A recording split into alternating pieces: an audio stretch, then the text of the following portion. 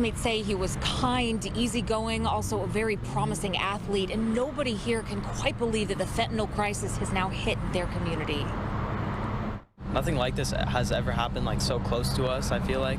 So it's just like, it was very sad to hear. Students at El Camino Real Charter High School are in shock over the death of their 17-year-old classmate who died last week of fentanyl poisoning. And I saw him walking like the other day right before like everything happened, and it's just crazy to see, like, just saw someone walking around, then the other day he's dead.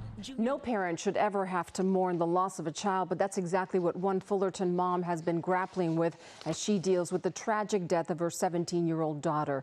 The mother believes fentanyl is behind her daughter's death, and she's now fighting to raise awareness for other parents. Our Jaisha Patel has her story.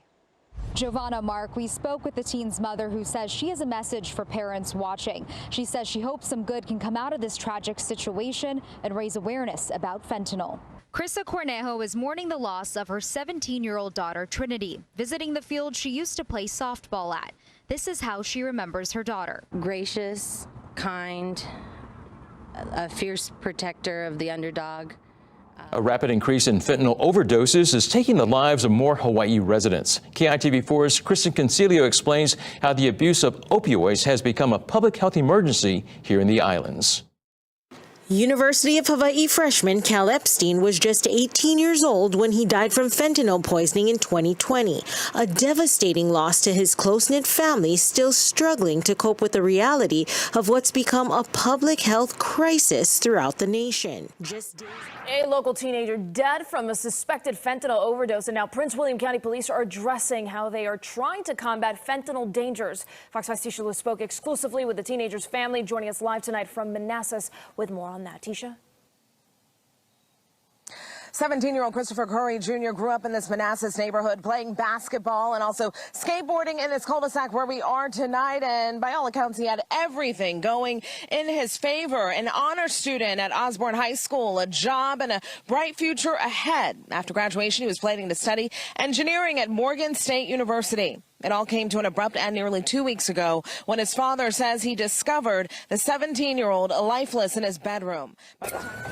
The crime scene stretched more than 2 miles from this quiet Raleigh neighborhood to a nearby walking path, a literal trail of terror, all left by one gunman who police say is just 15 years old.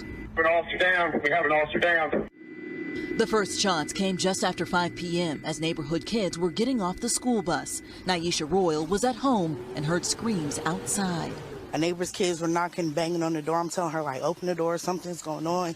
And you hear the kids saying, he has a gun. Among those killed, according to officials, 29-year-old Gabriel Torres, an off-duty police officer headed to work. 16-year-old James Roger Thompson, a high school junior. Sue Karnitz, who was out for a run. Her husband says that was her biggest passion outside of their 3 boys.